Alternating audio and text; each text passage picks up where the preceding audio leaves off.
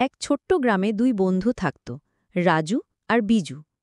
ছোটবেলা থেকে তাদের বন্ধুত্ব এত গভীর ছিল যে সবাই বলতো এরা দুজন যেন এক আত্মার দুই দিক।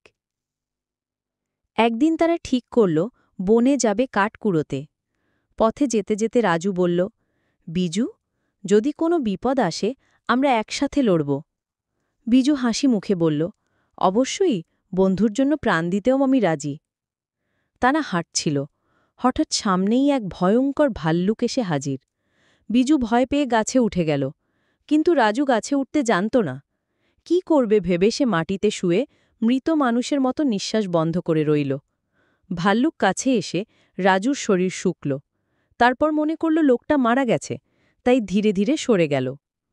ভাল্লুক চলে যেতেই বিজু নেমে এসে হাসতে হাসতে বলল, বন্ধু, ভাল্লুক তোমার কানে কি বলল? রাজু একটু দুঃখের হাসি দিয়ে বলল, ভাল্লুক বলল, যাকে সত্যিকারের বন্ধু বলা যায় সে বিপদের সময় পালিয়ে যায় না। বিজু চুপ করে গেল। তার নিজের ভুল সে বুঝতে পারল। শিক্ষণীয় কথা, সত্যিকারের বন্ধু সেই যে সুখে দুঃখে পাশে থাকে।